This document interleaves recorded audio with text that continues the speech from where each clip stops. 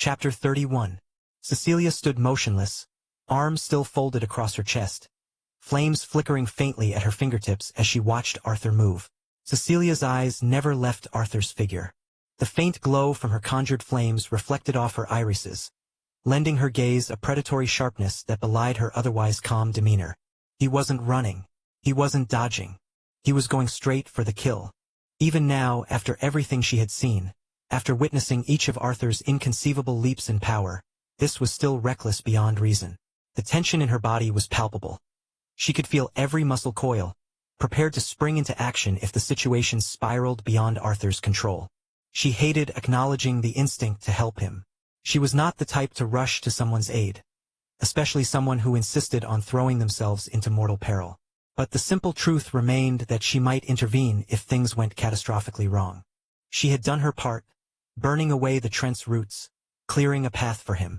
Rachel had done hers, using the Saintess gift to push him beyond limits that any other human would have already shattered. It was a concerted effort. Cecilia, with her ruthless efficiency and devastating fire spells, had weakened the Trent's defenses, while Rachel had used her divine-like power to augment Arthur's capabilities. But even with that, it shouldn't have been enough. Arthur will fail. Cecilia knew it wasn't simple arrogance or condescension that made her think this way. She was an experienced combatant, well-versed in the intricacies of mana, the weaknesses of monsters, and the true danger posed by a six-star beast. She had watched Arthur fight and had seen his rapid, almost unnatural improvement over a shockingly short period. His ability to adapt in battle, faster than most experienced warriors, let alone a young student, was uncanny. He had clawed his way up to a level that should have been far beyond him, even with his considerable natural talent. Yet this foe was not a trivial monster. This was a six-star beast. An elder dark treant, an entity notorious for its defensive might, regenerative capabilities, and ancient malice. This wasn't just some standard mana-infused predator lurking in the depths of the jungle. It wasn't some overgrown bear with elemental claws or a mutated wildcat. The Trent's sheer size was enough to make a seasoned warrior think twice. Towering spires of twisting, gnarled wood formed its trunk and limbs, and its bark glistened with a dark sheen that pulsed like a heartbeat, evidence of the potent mana coursing through its entire being. But more importantly, it was caught in the midst of an evolution, the final stage of its metamorphosis, where its mana was shifting, rearranging, and reforging its essence into something far beyond what it had been before. In that unstable state, it was dangerous in a way that defied logic. Unpredictably powerful, capable of unleashing bizarre new abilities, its vitality and mana output skyrocketing in sudden bursts. Yet Arthur was still charging in, heedless of the danger. Cecilia's gaze flickered over to Rachel, who stood beside her in relative calm. There was no fear in the Saintess's posture. Instead, there was a kind of quiet expectancy that annoyed Cecilia more than she liked to admit. Rachel wasn't watching like someone who expected Arthur to fail. She was watching like someone who had already seen the outcome. The elder dark treant roared, its sound reverberating through the jungle. Vines and heavy branches rattled as nearby smaller creatures, lurking predators or opportunistic scavengers, scattered in fear. The roar felt like a catalyst, shifting the entire battlefield into motion. Energy crackled in the air, dark mana pulsing out of the treant in tangible waves. Its limbs, which had seemed almost stationary, moved with startling speed, each twisted branch cracking the earth beneath it. Roots snaked forward and lashed out like spears, thick with condensed dark mana that hissed and snapped around their tips. Arthur was right in its path. Cecilia's instincts flared, and she almost moved to intervene. She felt the flicker of crimson in her veins, mana swirling around her fingertips in readiness. And Arthur was just going forward. This was the moment. This was the test. Any rational mind would tell him to pull back. That was the logical choice. A wise warrior knew when to yield, to maneuver, to wait for the perfect opening. Charging headlong into a hail of dark mana-laced roots was tantamount to suicide. Even with Rachel's power enhancing him, even with his impossible speed, Arthur could hardly be expected to break through that kind of counter. Cecilia almost sneered at the inevitability of it. The Academy's protective artifact would activate, shield him from death, and Arthur would be knocked out of the fight, proving the limit of his reckless approach. Except, Arthur didn't retreat. He didn't hesitate, not even for a second. A wave of both incredulity and reluctant admiration swept through Cecilia. Her fingers curled slightly at her sides, the flames dancing at the tips. She didn't want to admit any admiration for him, but she couldn't deny the rush of adrenaline at watching someone throw everything they had into one decisive blow. It was horrifying and exhilarating all at once. He was going forward. Straight into absolute danger. Straight into certain defeat. "You complete idiot," she thought, an ironic twist to her lips. In the next heartbeat, something shifted around Arthur. What had initially looked like the crackle of electricity, remnants of his typical lightning-based technique, suddenly transformed before her very eyes. It was as if the very nature of his mana had changed, evolving in perfect synchrony with the saint's gift coursing through him. Lightning flared around him. No, not lightning. It was something else entirely. Something brighter. Something that carried the scorching purity of divinity. Light magic. Rachel's saint's gift had woven itself into his mana, intertwining with his technique. God Flash, Arthur's prized lightning step and strike, had become something new, an amalgamation of raw speed and holy radiance.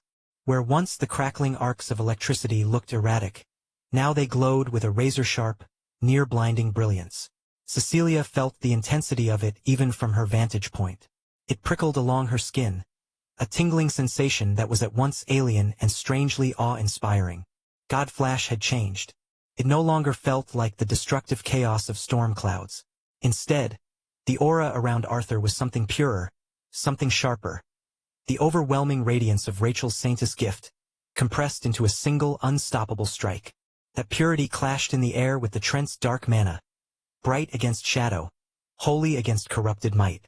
Cecilia barely had time to register this transformation before Arthur vanished. To Cecilia, it felt as though the world had blinked. The air warped, and the cry of the elder dark treant seemed to cut out halfway through. For a split second, there was only silence, as if reality itself had paused to witness the strike. Then, Arthur cut through the Trent's core in one flawless motion. A blazing line of white-gold light traced his path, leaving a flickering afterimage seared into Cecilia's retinas. The elder dark treant stood tall for a moment, almost comically still, like a towering statue carved from night-black wood. Its entire form shuddered, the bark and twisted limbs locking mid-motion, as though it had been severed from the concept of movement itself. For a beat, nothing happened. The thick, cloying darkness around its aura still pulsed, as if refusing to believe what had just transpired. Then another beat passed. Then, slowly, the elder dark treant began to fall. Its limbs, once unstoppable in their brutality, slumped and buckled, the enormous trunk collapsing into a cascade of splintered wood. Pieces of dark, corrupted bark crashed onto the jungle floor, sending tremors through the clearing. A sharp tang of burned wood permeated the air, and the remnants of its dark mana bled into nothingness, dispersing like wisps of black fog swept away by morning sunlight. The ground shook one last time under the dead Trent's tremendous weight before settling, leaving an echoing stillness in the aftermath. Some distant animals howled in fear, and the acrid smell of death and charred wood mingled with the damp earth and lingering smoke. Arthur landed heavily, just a short distance from the creature's remains, the final embers of the radiant technique dissipating from his body. Cecilia exhaled, the sound of her own pulse pounding in her ears. The fury of the battle had been so brief, yet so intense. She had expected Arthur to fail.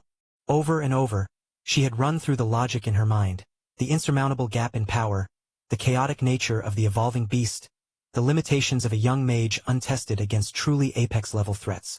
But he had shattered every expectation, just as he had done before.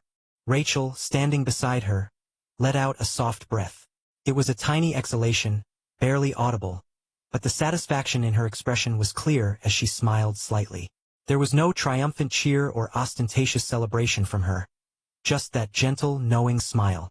Cecilia sighed, her earlier annoyance curdling into a mixture of grudging respect and continued irritation. She hated being wrong, and, more than that, she hated how right Rachel had been about Arthur's potential. Arthur wasn't normal. Rachel turned toward Cecilia, her gaze measuring and intent, as though she wanted to see every subtle shift in Cecilia's expression. "You weren't expecting that, right, Cecilia?" she asked. Her voice carried a soft undertone of amusement, but also genuine curiosity, as if she truly wanted to hear how Cecilia would explain the phenomenon they had both just witnessed. Cecilia didn't respond. She let her silence convey her complicated emotions. A swirl of disbelief, frustration, and a reluctant sense of awe at Arthur's ability to transcend his own boundaries time and again. In the clearing, Arthur, too exhausted to even stand upright, took a shaky step toward them. His entire body seemed to quake from the strain he had just endured. His hair clung to his damp forehead, and sweat streamed down his face, mixing with a few streaks of dark sap from the trench remains. He lifted his head, opening his mouth to speak. I, he managed to croak, voice barely above a whisper. Then his eyes rolled back and he collapsed. Cecilia clicked her tongue, the flames at her fingertips flaring for a brief instant as she caught him effortlessly. A surge of crimson mana enveloped Arthur's body before he could hit the ground, forming a web of magical force that gently cradled him. With minimal effort, she guided him to a safe resting position, her control over her mana refined to near perfection. "Idiot," she muttered, feeling the weight of him, hearing the rasp of his shallow breaths. Despite the exasperation in her voice, she held him with care, ensuring his injuries wouldn't worsen. Her crimson mana glowed warmly in the dark clearing, the luminescence contrasting starkly with the lingering, inky blackness that still emanated from the Trent's corpse. She looked at Rachel, who stood quietly to the side, an air of serene calm surrounding her even amidst the battlefield's devastation. Cecilia's scowl deepened as she noticed the faint, knowing smile still gracing Rachel's lips. "I hate idiots like him the most," she said flatly, exhaling a breath she hadn't realized she'd been holding. There was truth in her statement. She despised reckless individuals who threw themselves at insurmountable odds without a shred of caution. But deep within, she also recognized that sometimes it was only that sort of person who could reach heights that others would never even dream of. Rachel didn't say anything in response. She only watched, her eyes warm yet focused, as if seeing something in Arthur that went beyond mere potential. Cecilia glanced down at Arthur's unconscious face, her expression now unreadable. An observer might see the faintest flicker of concern in her eyes, quickly replaced by her usual cool indifference. "At this point, he isn't even interesting anymore," she said quietly. Her voice was measured, but there was a hint of bitterness in it.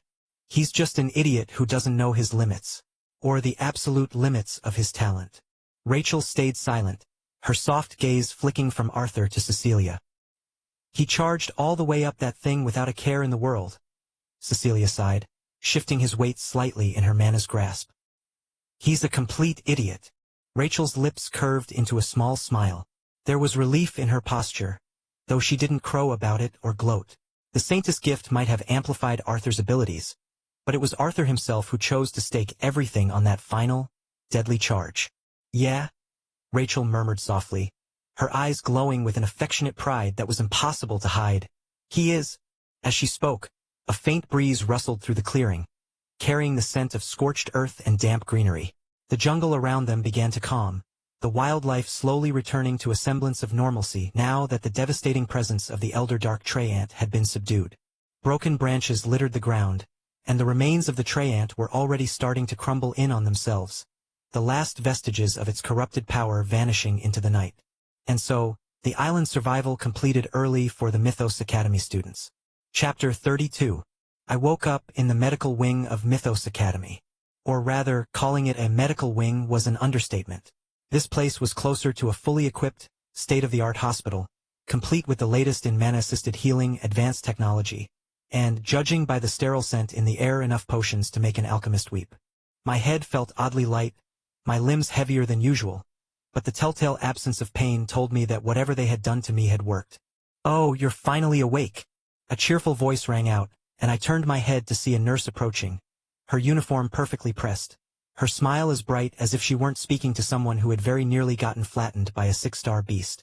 "You were mostly suffering from overexertion and exhaustion, but you're fine now after some treatment," she said, giving me a quick once-over, nodding to herself in satisfaction. "Yeah, I feel better now," I muttered, stretching my fingers experimentally before grabbing my phone from the bedside table. The screen lit up, and the time blinked at me, mocking me with how much of my life I had just lost to unconsciousness. Then, just as I was about to check my messages, the nurse said something that made my brain stop completely. "By the way, congratulations on coming first." I blinked. "First?" I repeated slowly, looking at her like she had just grown a second head. "Me?" She laughed. "Of course you. Who else?" I pointed at myself, still half convinced she was talking about some other Arthur Nightingale who had miraculously replaced me while I was unconscious. "You got 113,730 points," she said brightly, as if that number was anything other than completely absurd. I stared. "My rank isn't first though," I pointed out automatically, grasping onto the one logical fact I could still process. "Ranks only change twice a year." "That's true," she admitted. "But still, you came first in points. That's an achievement on its own, isn't it?" I barely managed to mumble a thank you before my fingers moved on instinct, opening the Academy's website, scrolling straight to the rankings. And then I froze. It was right there, in bold letters. Arthur Nightingale, 113,730 points. First place. I stared at Lucifer's name. Lucifer Windward, 56,893 points. I doubled his points. I had actually doubled the score of second place. Lucifer, the strongest student among the first years. The one person everyone, including myself, had assumed would dominate this survival test without effort. And I had beaten him. Not by a little, by a lot, because I had killed a 6-star beast. I let my phone drop onto my lap, my brain still catching up with the sheer weight of what this meant. This is something to be happy about, I decided. But not too much. I had come first, yes, but not on my own. Rachel's gift had pushed my body beyond exhaustion. Cecilia's magic had cleared my path. And even then, the Elder Dark Treant hadn't been a true 6-star beast. It had been mid-evolution, caught at a moment of instability that I had exploited. If any of those factors had been even slightly different, I wouldn't be lying here in a comfortable bed with a ridiculous number of points to my name. I'd be unconscious or worse, recovering from an absolute defeat. The thought was enough to keep me grounded. Then the door swung open. "Oh, you're awake." Rose's voice filled the room, full of relief and energy, her auburn eyes bright with concern. She rushed over, moving quickly. But there was something off about the way she did it, like she was escaping from something rather than heading toward me. I found out why a second later. Article. Cecilia stepped inside, yawning lightly, her posture relaxed, completely at ease, as if she had just rolled out of bed and decided to cause trouble. Unlike Rose, who still carried the worried energy of someone checking on a hospitalized friend, Cecilia looked like she was here to personally deliver bad decisions. Both of them were in casual clothes. It was the weekend, after all. Rose wore a simple t-shirt and skirt, something comfortable, something practical. Cecilia, on the other hand, was in a crop top and a skirt, looking effortlessly lazy, effortlessly elegant. Her golden red hair slightly tousled like she had just woken up from a nap and couldn't be bothered to fix it. The contrast was almost comical. "You did well," she said, an amused smile curving her lips, her crimson eyes gleaming with something undeniably pleased. "You actually managed to win." She leaned against the doorframe, tilting her head slightly. "I didn't think you could." "What do you mean?" I asked, voice level, but my grip on the sheets tightened. Cecilia sighed, tilting her head, mocking patience dripping from her every movement. "You're an idiot, Art." I waited. That much was obvious. "Say something new." She smirked. "You charged at that thing without a care in the world. No hesitation, no caution, no sense of self-preservation. Honestly, be happy you had the protective artifact. Otherwise, you wouldn't have even had the guts, right?" I met her gaze, feeling something hot coil inside me. Something sharp, something hungry. "I don't care." Cecilia blinked. Just once. A flicker of surprise before she masked it beneath that infuriating smirk. "You don't care?" she echoed. Amusement laced in her voice, but there was something new underneath, something uncertain. I leaned forward, the sheets rustling under me. My body still ached. My mana reserves were running on fumes. And yet, I had never felt more certain of anything in my life. "I don't care about the artifact," I said, voice steady, absolute. "I don't care about safety nets or what would have happened if I didn't have one." I met her gaze head-on, unflinching. "I would have done it anyway." Cecilia's amusement flickered. "You say that, but..." "I say that because it's true." The room felt smaller, the air pressing in, thick with something unspoken. "I don't care about dying," I continued, and I meant it. Truly, deeply meant it. "I care about getting stronger. That's all." Rose shifted beside me, uncomfortable, but I barely noticed. My entire focus was on Cecilia, watching her carefully, because for the first time since I had met her, She looked genuinely thrown off. Not much. A twitch of her fingers, a brief hesitation, a split second where her ever-present smirk faltered. Then it was back. "That's cute," she said. But her voice wasn't as smooth as before. "But strength alone doesn't." "Yes, it does." I interrupted her. Cecilia stared. I didn't stop. "You say I wouldn't have done it without the artifact," I said. "But the fact is, I did. I took down a 6-star beast. I doubled Lucifer's points. And I'm still not satisfied." The admission should have scared me. It should have felt reckless, irrational. But all I felt was determined. "I don't care what you or anyone else thinks about how I fight," I said. "I'll keep pushing forward. I'll get stronger. And one day," I smiled, and for the first time Cecilia didn't, "I'll surpass Lucifer." Silence stretched between us, thick and heavy. Then, slowly, she exhaled, rolling her shoulders. The smirk returned, but this time, it felt forced. Her usual teasing ease just a little too deliberate. "You really are insane, Art." She turned on her heel, heading for the door. "Good luck with that," she tossed over her shoulder.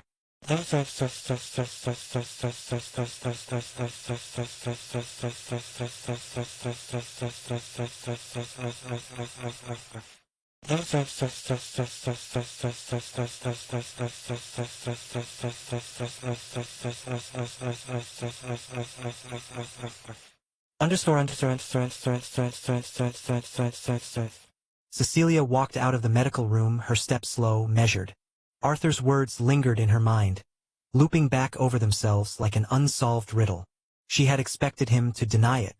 She had wanted him to admit he wouldn't have done it without the artifact, that he wasn't that reckless, that he had a limit like everyone else. But he hadn't. And now she doubted herself. Surpass Lucifer. He had said it like it was inevitable. Like it wasn't just a goal, but a fact waiting to happen. She should have laughed. Even she knew how absurd Lucifer's talent was. It wasn't just unfair, it was unnatural. The kind of talent that made monsters look human and humans look like ants. But the laugh never came. She had looked into his eyes when he said it. And there had been no arrogance there. No delusión. Just certainty. Cecilia ran a hand through her hair, her fingers lingering for a second at the strands before she let them drop. Then she smiled. Interesting. Her crimson eyes glinted. And for the first time in a long while, she felt something she hadn't expected. Excitement. Chapter 33. Prelude to VR Mock War. After the island survival, I settled back into my routine. Training. Pushing my limits. Repeating the cycle until exhaustion became familiar, until progress was the only thing keeping me going. And every night, without fail, I would return to the Ophelia dorms and see Rachel sitting in the lounge. She was always there. And it was different. Subtle. Small. But different. Before, she had always been kind, the kind of warmth that felt effortless, natural, almost reflexive. But now it felt deliberate. There was more to her than kindness. I could see it in the way she watched me from the corner of her eye, in the way she never started conversations outright, but always left an opening for me to take. Rachel Creighton had layers. I turned away before she could notice me staring, dropping onto the couch across from her. She said nothing, just continued reading a book on her tablet, her fingers scrolling idly. Then the elevator dinged. The doors slid open, and Serafina stepped into the dorms. Her white-silver hair was damp with sweat, her toned arms glistening under the artificial dorm lights.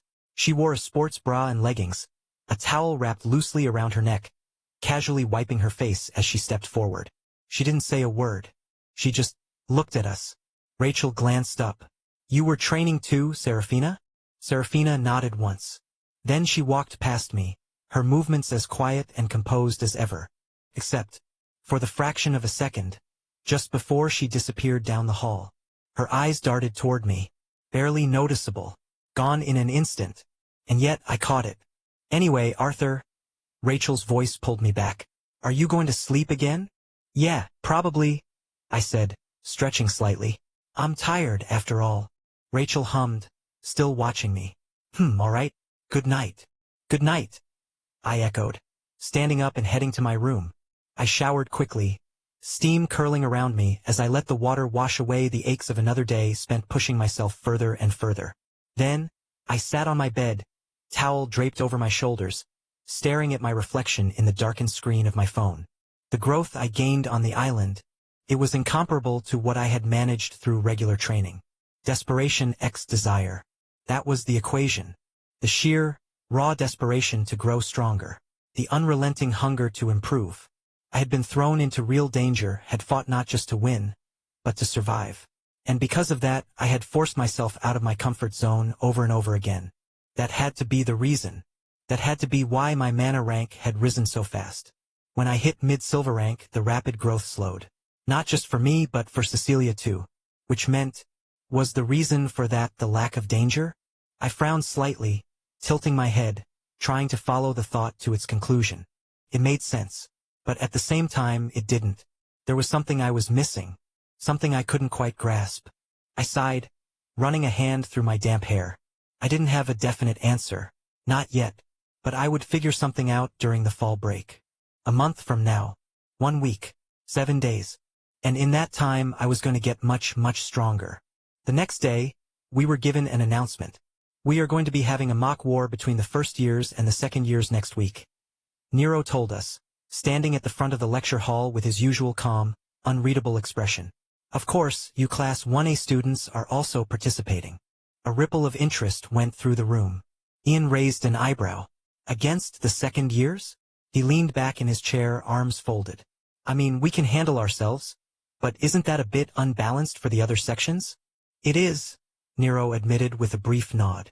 Which is why the second years will have restrictions. First, they will have a higher realistic setting in the VR battlefield. Second, both sides will have to deal with dark beasts, but the second years will have more to handle. We implemented these changes to keep the battle fair. He paused for a moment, letting that sink in. Then, his sharp gaze swept across the room. However, I will give you an additional hint. There is a certain theme that you must comply with in order to secure victory. His lips curled slightly, something close to amusement flickering in his expression. This will be a battle of tactics. The interior VR battle is here. I had known this was coming. It was one of the major early events in the novel, a tactical battle meant to force students to think beyond raw strength. Because if this were a simple head-to-head battle, the first years would win. Not the second years. And the reason was simple. We had Lucifer Windward, an anomaly, a monster, a force of nature that defied all logic. It didn't matter that the second years were stronger on average. It didn't matter that they had a year of extra experience, extra training, extra refinement. Lucifer alone tipped the scales. And that was exactly what happened in the novel. The first years failed horribly from a strategic standpoint. Lucifer and Ren's rivalry split the leadership, preventing any unified command. The second years were far more organized, their chain of command clear and structured. They wiped the floor with us in terms of coordination, pushing the first years into a losing position. And then Lucifer went all out, and single-handedly took out a quarter of them. It was the kind of overwhelming force that made battles meaningless. But this event wasn't just important because of Lucifer's rampage. For me, it was important for another reason. Kali Maelkit. The ace of the second years. One of the few people close to Lucifer's full power right now. A white ranker. And in the future, the zombie princess. She wasn't just strong. She was dangerous. A key figure, a threat, a potential ally. I needed her on my side. Even if I had to use a little coercion to make it happen. Chapter 34. There were 7 superpowers in the world. Their influence sprawling across the 5 continents like titanic beasts, each one holding dominion over their respective territories. The Slatemark Empire stood at the heart of the central continent, the undisputed rulers of the most powerful human nation. The Ashbluff family reigned over the western continent, commanding the dead with their mastery of necromancy. The Creightons and the Windwards dominated the northern continent, one through sheer spellcasting prowess, the other through unrivaled martial might. The Viserians ruled the southern continent, their draconic heritage placing them a step above the rest, though diluted blood kept them from reaching their true potential. And in the east, 2 great powers held sway. The Mount Hua sect, standing as the pinnacle of martial swordsmanship, and the Kagu family, heirs to the first hero's bloodline. Becoming a superpower wasn't a matter of politics alone. Strength was everything. Each of these forces had earned their place through sheer might. If they were a martial family, they wielded a grade 6 art, technique so powerful that they bent reality itself to their user's will.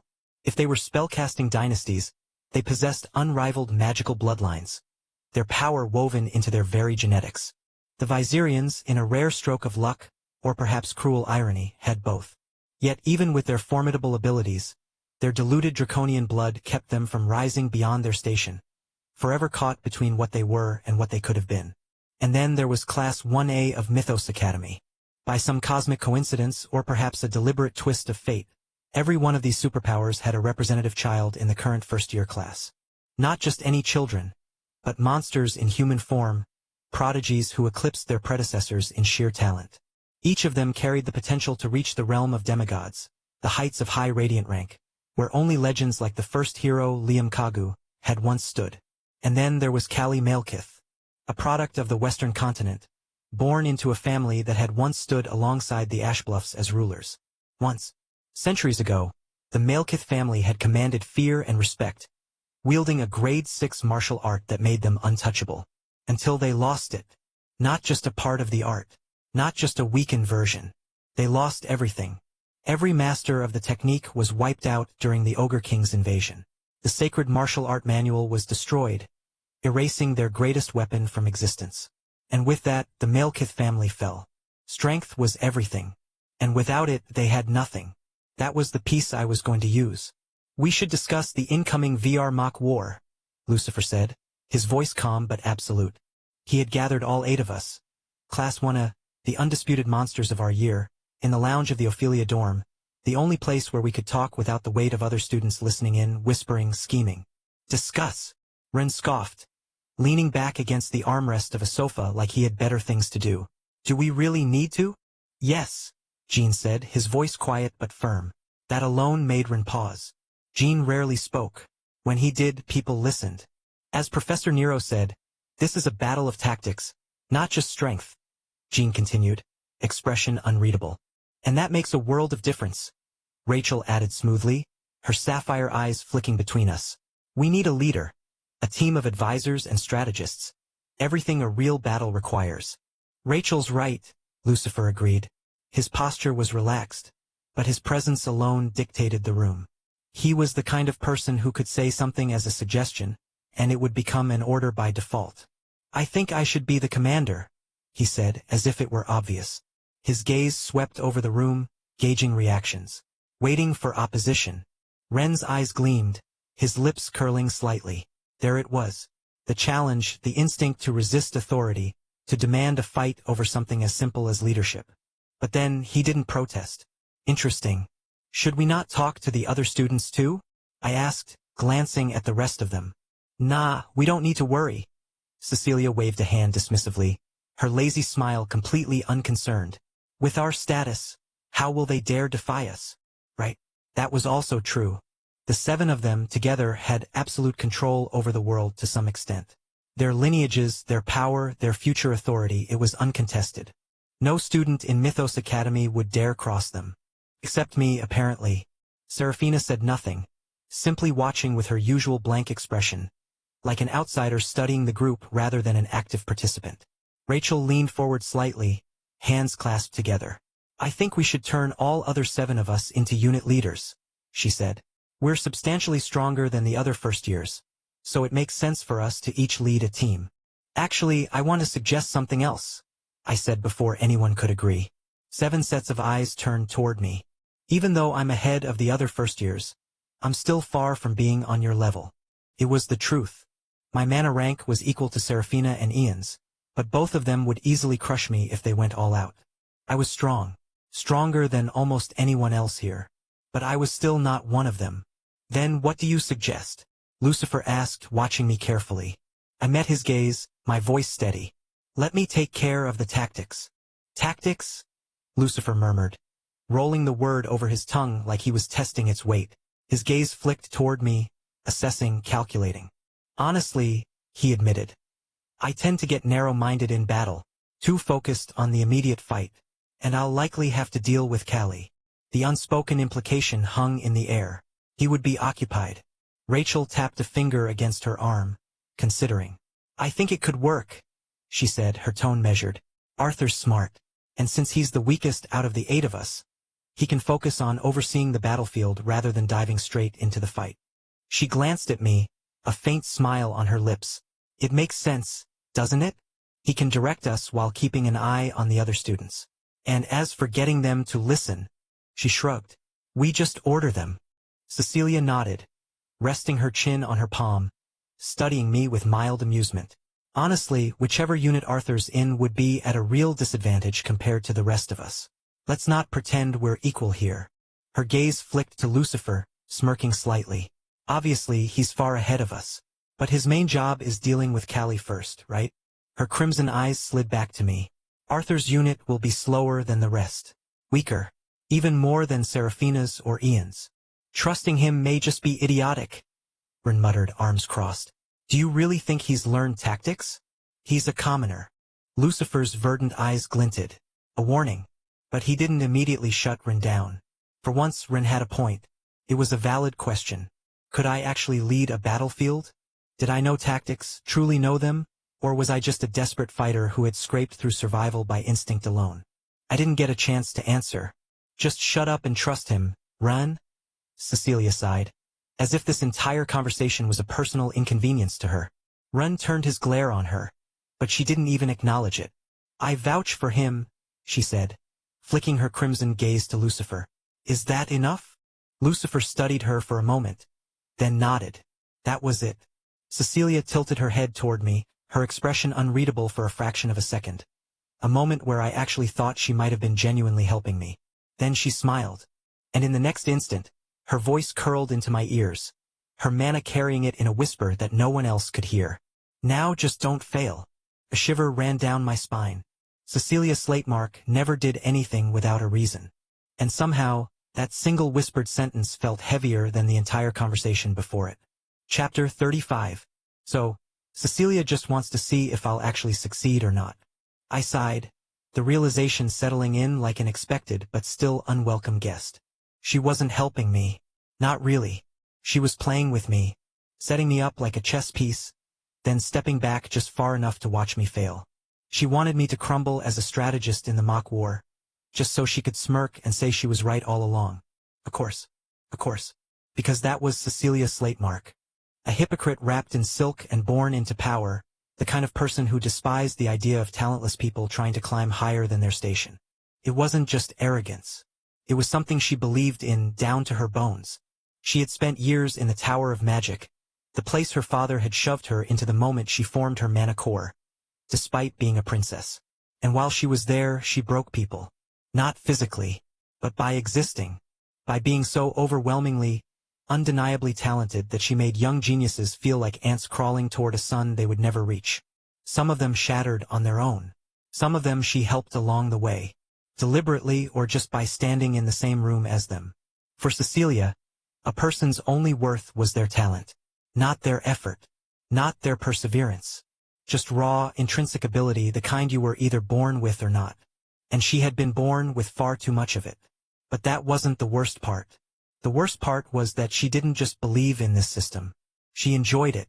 She was a puppeteer, pulling the strings of young nobles in the Slatemark Empire, playing games that only she understood the rules to. Manipulating, testing, breaking. She was completely, irreversibly insane.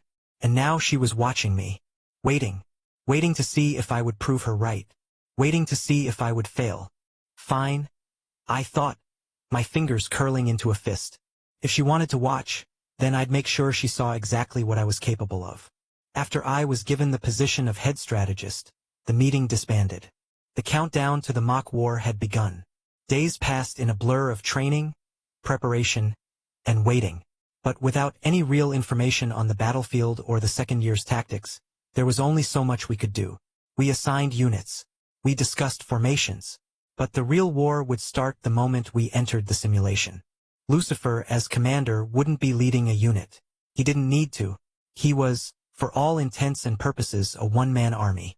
His role was simple: eliminate the biggest threats. Ian had suggested adding 2 more strategists to help oversee the battle: Rose Springshaper and Leon Price. Both were skilled in tactics, and I wasn't arrogant enough to think I could run the whole war alone. The remaining 90 students were divided into units of 15, each one led by one of the 6 other Class A students. The strongest led the charge, the rest followed in formation. Simple, direct, functional. Beyond that, we could only wait. Then the day arrived. All first-year students were gathered in the VR room.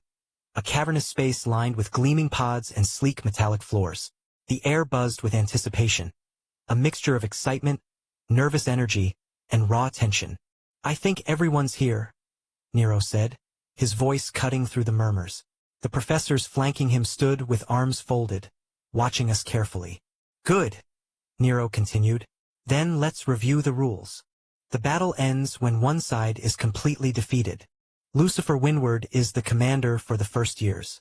Callie Malekith leads the second years. The mock war will take place in a virtual world designed to simulate a destroyed city battlefield. If you die in the simulation, you are eliminated from the event. You will feel real pain. Nerve stimulation is set to 50%. But don't worry," Nero said, smirking slightly. "You won't actually die. If we detect that your vitals are at risk, you will be forcefully ejected."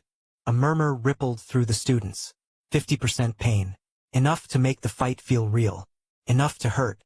"All right," Nero said, clapping his hands once. "Let's begin. When your name is called, come forward, collect your nanotech suit, and proceed to a VR pod." A professor stepped forward, tablet in hand, and began reading off names. One by one, students stepped forward, taking the small metal spheres handed to them. It didn't take long before my name was called. I approached the orange-haired professor, who barely glanced up as he handed me a small metallic orb no larger than a coin. "Place it on your chest before entering the pod," he instructed before calling the next name. I nodded, turning away, my grip tightening around the orb. The VR chamber stretched out before me. A massive room lined with pods, sleek, futuristic, their interiors glowing faintly. The design was clean, clinical. A war machine disguised as a learning tool. The VR pods looked almost alien, gleaming white with soft, red-cushioned interiors that would mold to fit the user's body. Each pod had a helmet resting inside, waiting to connect us to a world that wasn't real, but would feel like it was. I reached my assigned pod, exhaled, and pressed the metallic sphere to my chest. A sharp click echoed in my ears. Then movement. The orb dissolved instantly, its nanobots flowing over my body like liquid metal, wrapping around my limbs, my torso, my entire form in a second skin of black nanotech armor. The material felt weightless, a seamless extension of myself. "Listen carefully," Nero's voice carried through the speakers. "These suits will defend you, but they can also be used to create weapons in a pinch." I flexed my fingers, feeling the slight pulse of energy embedded in the suit. The nanotech was directly linked to my neural network, which meant that with a single thought, I could reshape it into a weapon. But, Nero continued, using the nanobots to form weapons weakens your armor. The more you take, the more vulnerable you become. Use it only as a last resort. I nodded to myself. Understood. "One last thing," Nero added. "Time dilation is active.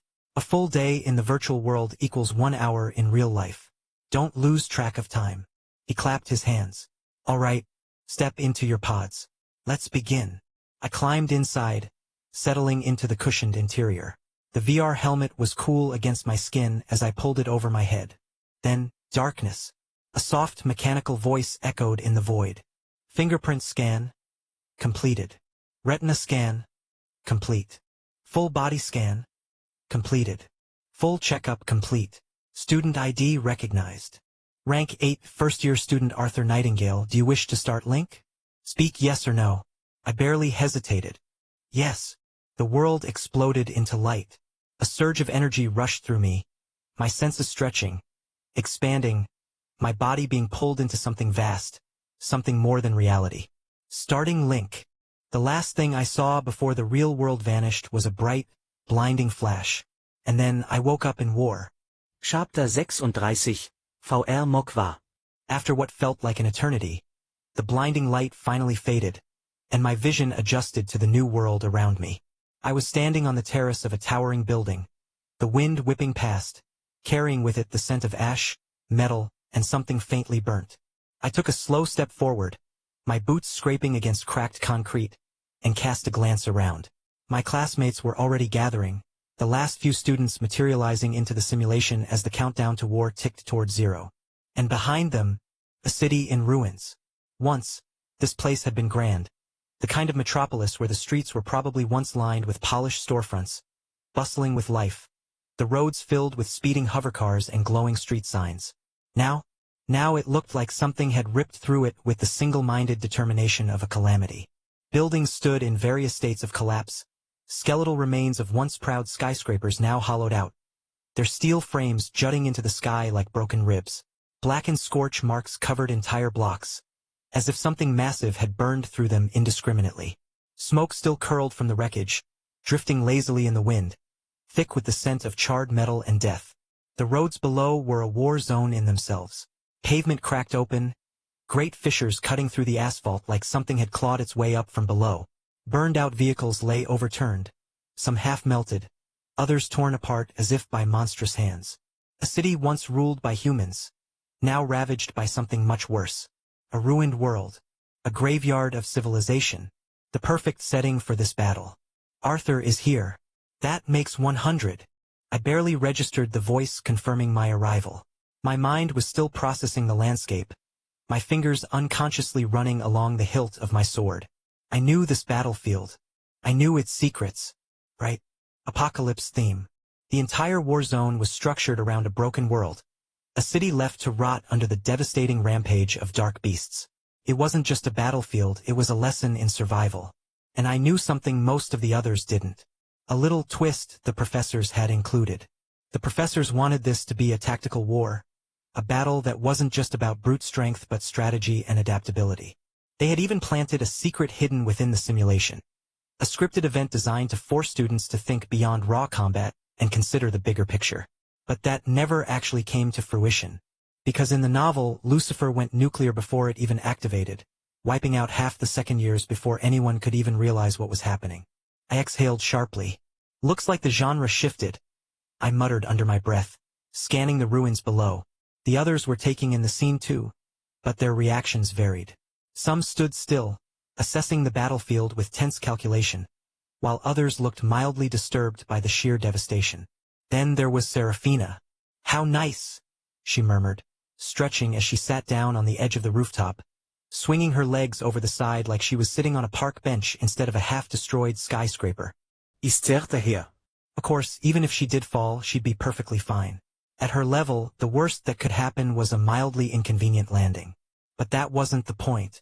What kind of person casually dangles their legs off the edge of a ruined city while staring at the wreckage like it's a scenic view? Right? Serafina has a few loose screws. Not Cecilia level insane, but still, definitely not normal. The wind howled through the ruins, stirring the ash and dust. The battlefield was set, and the war was about to begin. Of course, we had to begin with reconnaissance. Victory didn't start with firepower, it started with information. Run and Jean were the obvious choices for the job. They each led their units into the ruined city, moving through the cracked streets and collapsed buildings, gathering data that would be relayed back to us. Their orders were simple. Track enemy movement, locate key strongholds, and identify any environmental hazards the second years might use against us. Meanwhile, the rest of us stayed in our designated base, the same skyscraper terrace we had landed on. The building was partially intact, giving us enough height for a vantage point while providing enough cover to prevent easy long-range attacks. Lucifer stood with his arms crossed, his sharp green eyes scanning the distance. We should mostly fight head-on, right? Rachel sighed, tapping her fingers against her arm. I hate to agree with Ren, but yeah, with our superior firepower, that's the best choice. It's not just firepower, I added. Only one of the second years, Callie Malekith, has a gift and only she is at our level. The rest are strong, but they're not on par with you guys. Lucifer nodded. So our main strategy is just to overwhelm them. I pretended to hesitate, then nodded as well. That was what I wanted them to think, after all. That being said, I continued. I am worried about their use of tactics, but that's why Rose and Leon are here. They'll keep an eye on the big picture while the rest of you focus on brute force. The first goal is to locate Callie so that Lucifer can deal with her. Lucifer cracked his knuckles, the very mention of her name sparking anticipation in his eyes. Rachel exhaled, shifting her weight slightly. Since Cecilia and I have wide-range spell attacks, we should use that to apply constant pressure. Cecilia yawned loudly, stretching her arms. Yeah, I'll just blow things up and see what happens. Rachel ignored her. Serafina should lead a covert unit, I suggested smoothly, keeping my voice neutral. She's the best at silent eliminations. Meanwhile, the rest of you lead shock units, clearing out key resistance points so we can push through. With this, we'll control most of the battlefield quickly. Serafina, who had been staring off the edge of the building, like she was contemplating whether the drop was worth the jump, finally nodded. A soft beep echoed in my earpiece. Ren's unit had checked in. Report, I said. Ren's voice came through calm but sharp. Dark beasts confirmed. I exhaled slowly, keeping my expression blank. Here it was. How many? A flicker of static, then Jin's voice cut in. More than we thought. Way more. Cecilia whistled softly, crossing her arms. Well, that's fun. A holographic map flickered to life, projected above our group. The layout of the ruined city unfolded before us in blue light, glowing markers indicating enemy positions and known hazards. The second years had set up 3 main fortifications, a reinforced city square, an abandoned industrial zone, and a partially submerged metro station. But more concerning than their bases were the clusters of red-marked zones scattered throughout the battlefield. Dark beasts. Far more than a typical simulation should have spawned. Rachel frowned, narrowing her eyes. I thought the second years were supposed to have more dark beasts than us. They do? I said, tilting my head as if thinking it over. In truth, I already knew the answer, and I wasn't going to tell them. Instead, I let them come to their own conclusions. Cecilia watched me carefully, but for once, she didn't say anything. She knew I was hiding something. She just didn't know what. Lucifer studied the map, rolling his shoulders. It doesn't change the plan. We take control of key zones, locate Callie, and then finish the rest. I nodded, masking my real thoughts behind an easy agreement. This wasn't just a battle. This was a stage.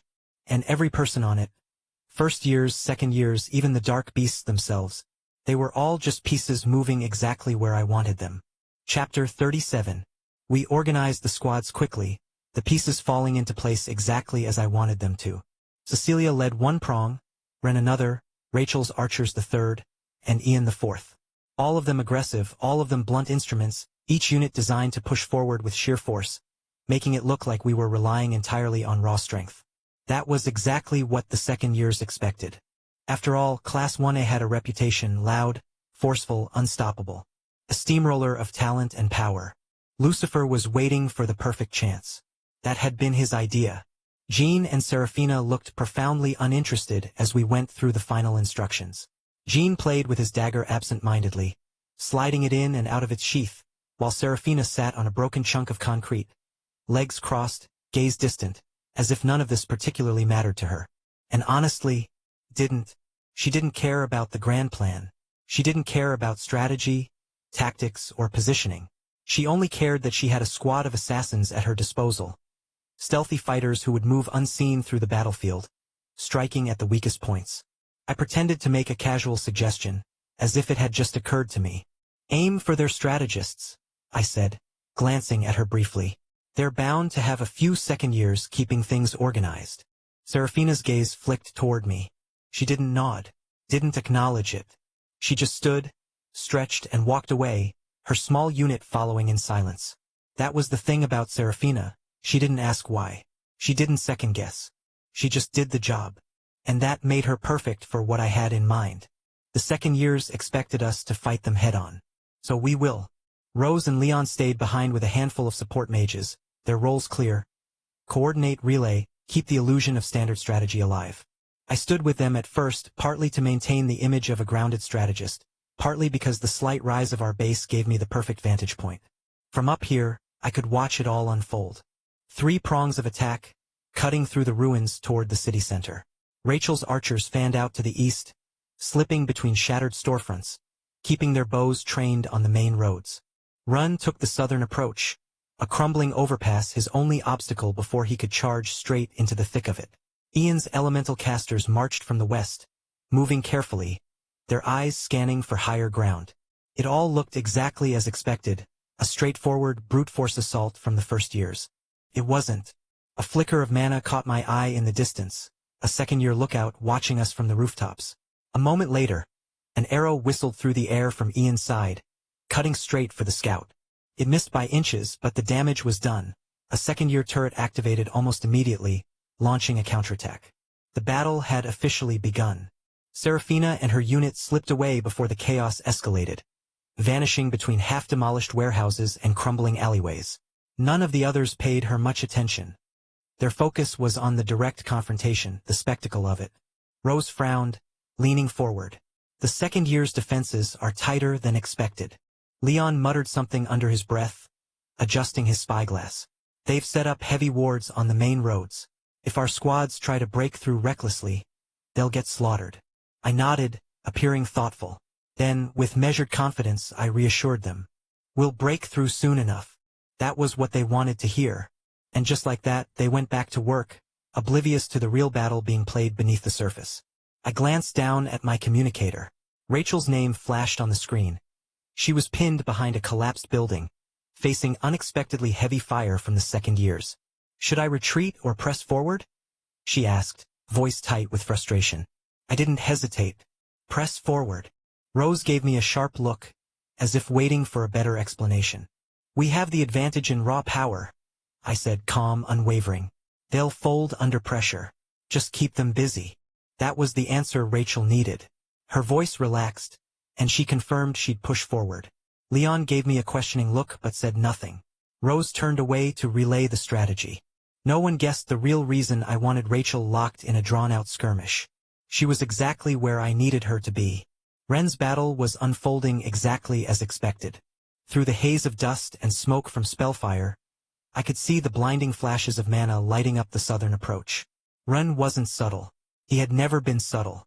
His unit crashed straight into the second-year defenses, smashing through their formations like a hurricane tearing through a village. From up here, I could see the second years desperately trying to reorganize, pulling back behind makeshift barricades, retreating into battered courtyards. But it didn't matter. Ren was too fast, too relentless. He was laughing as he tore through their lines, reveling in the sheer thrill of combat. An hour passed. Skirmishes flared across the battlefield, scattered like brushfires, each one feeding into the greater storm. The second years were fraying at the edges. Their tacticians had sent 3 squads to flank Rachel's unit, thinking they had her cornered. But Serafina was already there. I caught a flicker of movement between 2 battered warehouse walls. A choked scream. Then another.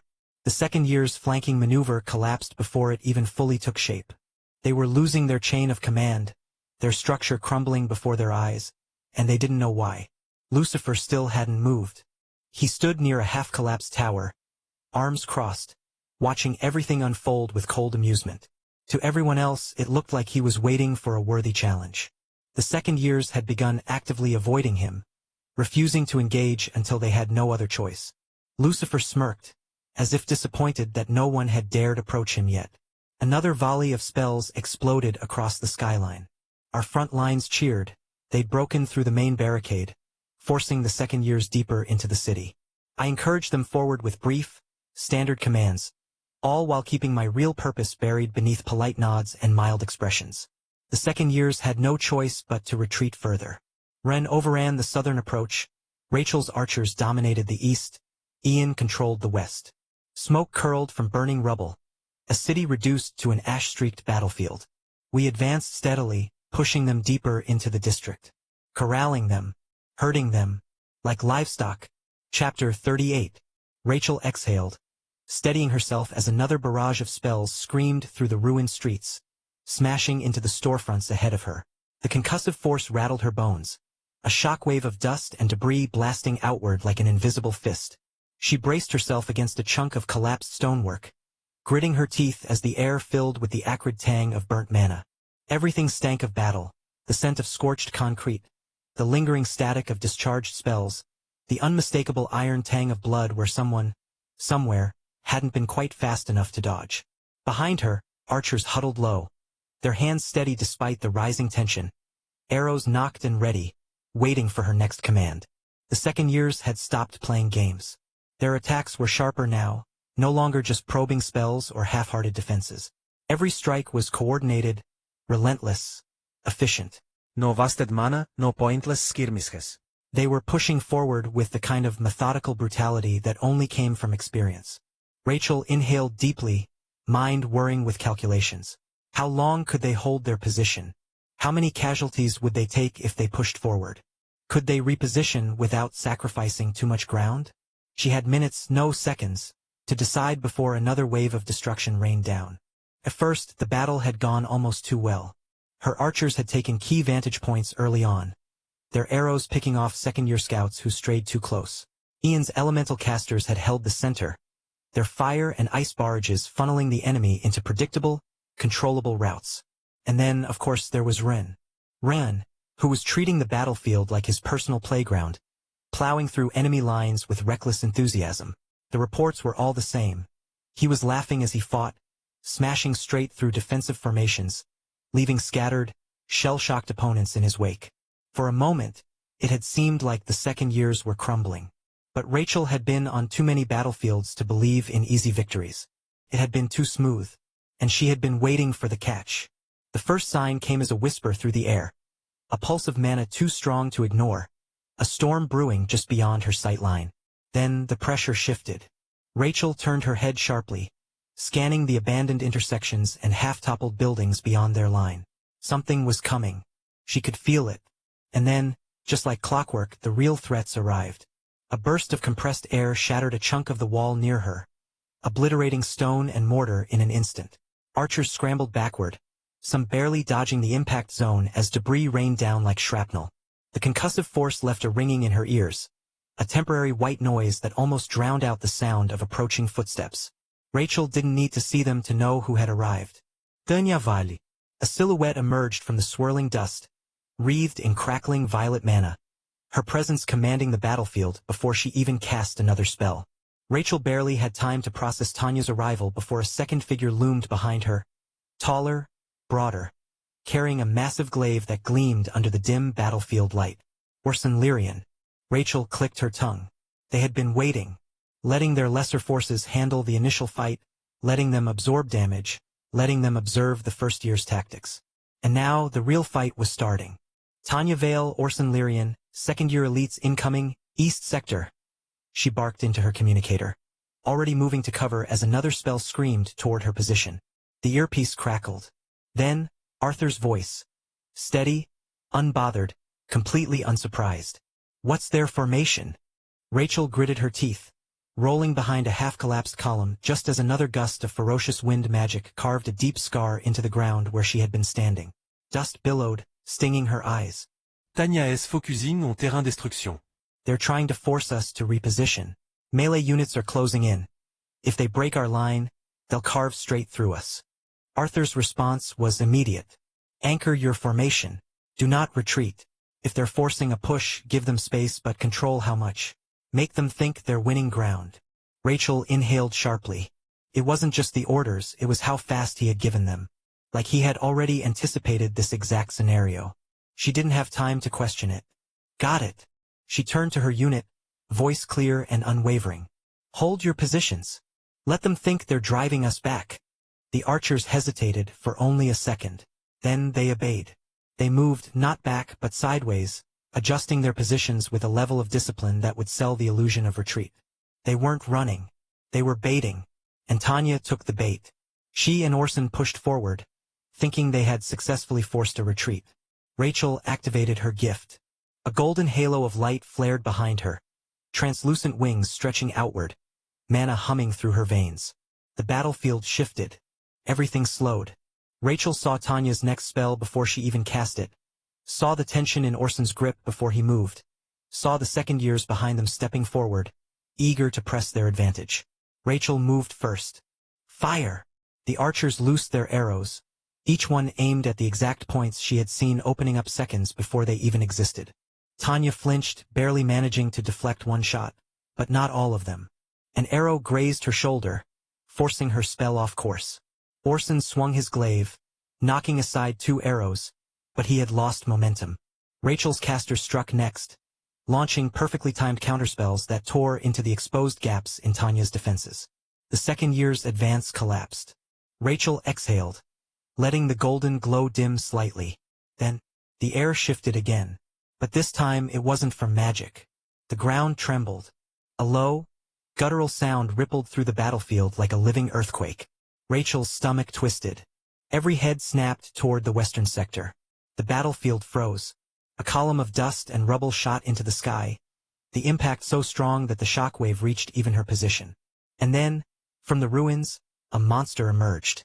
A 6-star dark beast. Rachel's throat went dry. She pressed her earpiece. "Arthur."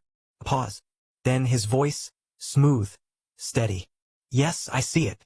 Rachel clenched her fists. "Of course he did. Tell me this wasn't your doing." Another pause. Then that infuriating amusement. "Does it really matter?" Rachel exhaled sharply, watching as the towering beast's eyes glowed with hunger. And for the first time since the war began, she felt real fear. Chapter 39. "Seriously, I need to work hard," I muttered, in the tone of a man who had just realized his minor problem was, in fact, the first domino in a chain leading to a catastrophic disaster of legendary proportions. This was not strictly an exaggeration. Behind me, the first-year battle line hummed with barely contained tension, that special kind of anxious energy that precedes either triumph or immediate catastrophe. In front of me, the battlefield stretched into the gloom, a shattered cityscape designed by someone who had clearly read too many apocalypse novels. Crumbling buildings leaned at odd angles, gaping holes in the streets revealed ominous depths, and somewhere out there, lurking in the digital depths of the simulation, was a beast designed to ruin everyone's day. Not that anyone else knew that. The professors had likely intended it as a lesson in restraint, a subtle warning to over-ambitious students. Don't go poking around where you shouldn't, or you'll wake the ancient horror lying beneath. A lesson I had chosen to ignore with great enthusiasm. "Arthur, are you on the move?" Rose's voice crackled through the comm link. Calm. Professional. The voice of someone who did not yet suspect I was about to introduce an apex predator into this already chaotic mess. "Yes," I replied smoothly, maintaining an air of calculated focus. "Keep the others engaged on the front lines. We're closing in." Technically not a lie. I was closing in. Just not on the same objective as everyone else. I moved swiftly through a collapsed alleyway, my path weaving through the ruined skeletons of old buildings. Every few steps, I whispered quiet orders into the comms, small adjustments to unit formations, slight corrections in squad movements. Nothing too dramatic. Nothing that would tip anyone off. The second years thought they were pushing us back. They didn't realize they were being funneled. A ripple in the rubble ahead. Movement. I stopped, letting my mana pool beneath my skin, electricity humming at my fingertips. 3 seconds later, a figure burst from the shadows, Darius Vane, a second-year specialist in illusions and precision strikes. A lethal opponent, assuming his target was someone slower, duller, and generally less paranoid than me. He was already moving before he landed, splitting into 6 flickering images, each mirroring the other in perfect synchronization. I let him think it worked. I didn't react, didn't turn, didn't even flinch, until, at the last possible moment, I vanished. A crack of air marked my movement, God Flash activating in an instant. The illusion swung wildly, searching for a target that was no longer there. I reappeared behind him, moving with practiced silence. He had just enough time to realize his mistake before my strike landed. His step faltered. A tiny miscalculation. That was all I needed. With a deft redirective force, I sent him stumbling straight into the wrong part of the battlefield. A half-demolished corridor crawling with lesser dark beasts. Darius whirled, his breath sharp with panic as shadows rippled through the ruined walls. A chorus of low, guttural growls answered him.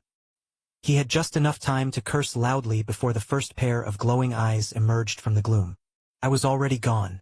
The path I needed was an ancient sewer route, buried beneath layers of crumbling architecture and forgotten by the rest of the battlefield.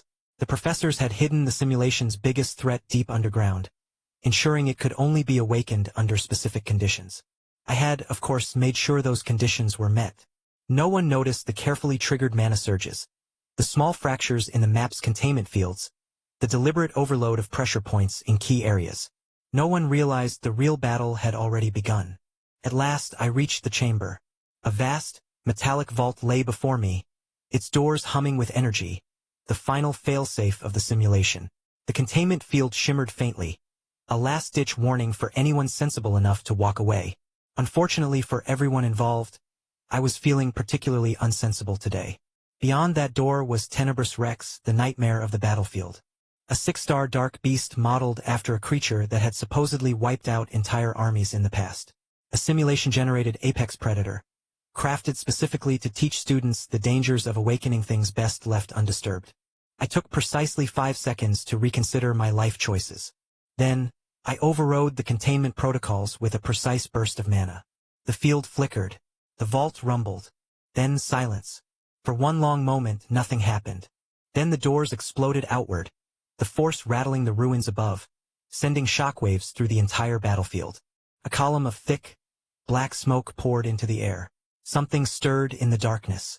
And then it emerged, a towering, scaled monstrosity, its body rippling with unnatural shadows, golden eyes burning like molten fire. Clawed limbs scraped against the ruined walls, each movement heavy with restrained power.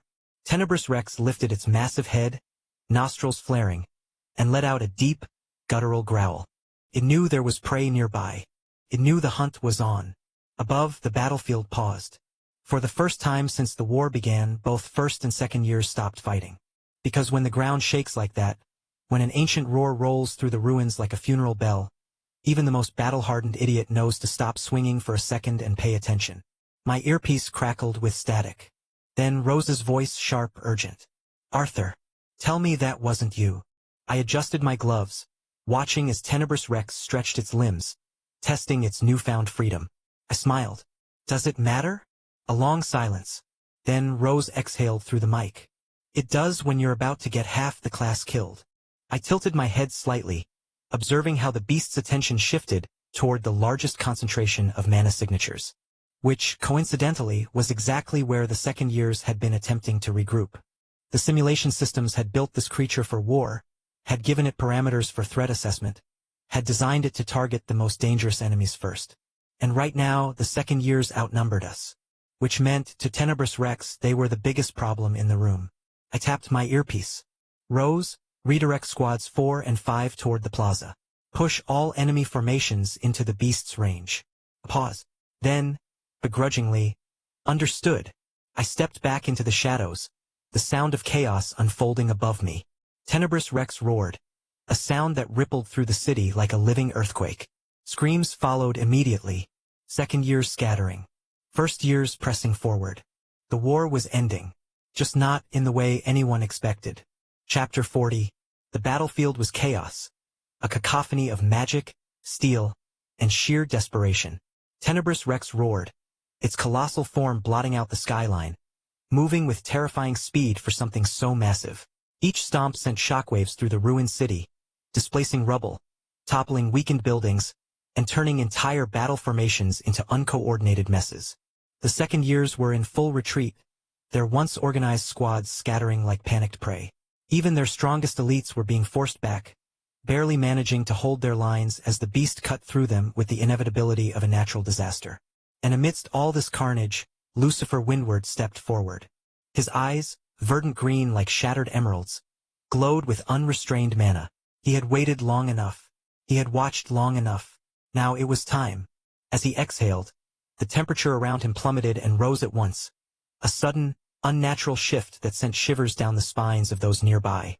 From his left hand, flames erupted, wild, golden, all-consuming.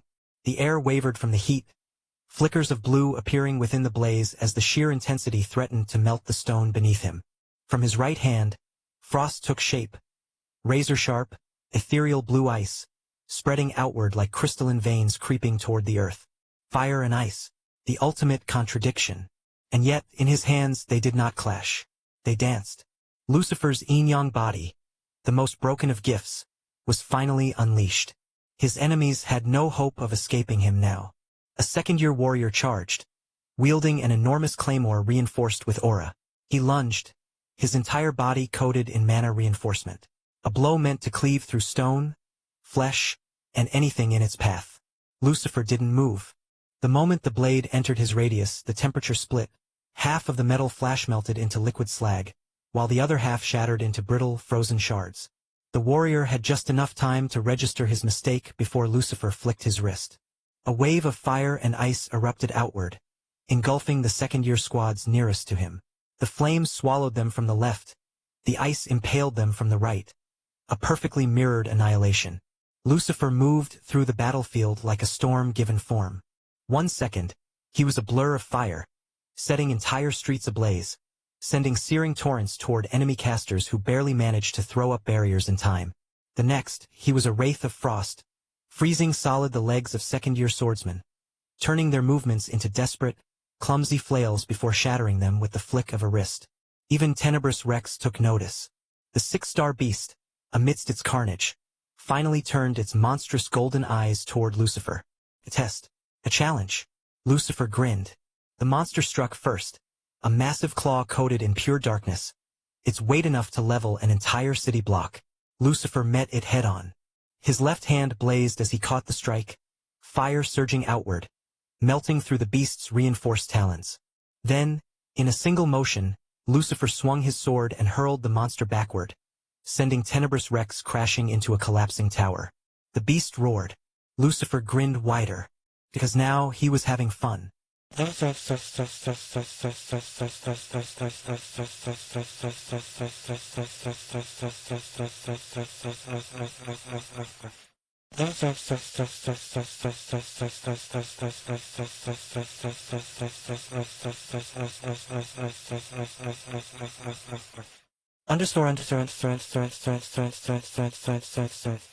Callie Malekith gritted her teeth, forcing her breathing to steady as she leaned against a cracked stone pillar, her entire body screaming in protest. Her left arm was numb, her ribs ached from the impact, and she could still feel the lingering heat where Tenebrous Rex's energy attack had nearly incinerated her entire squad. She had barely made it out alive. Not from lack of strength, far from it. Callie was the strongest second year, a fighter who could actually push Lucifer in direct combat, someone who should have been leading the charge, not running for cover. But the problem was that she was simply caught off guard. She had to retreat. Her legs burned as she forced herself forward, every movement feeling like it took double the effort. The simulation's pain dampeners weren't enough to fully block out the bruises and exhaustion, and she wasn't regenerating fast enough to push through it. But she made it. At least she thought she did. Until she saw him. Callie froze.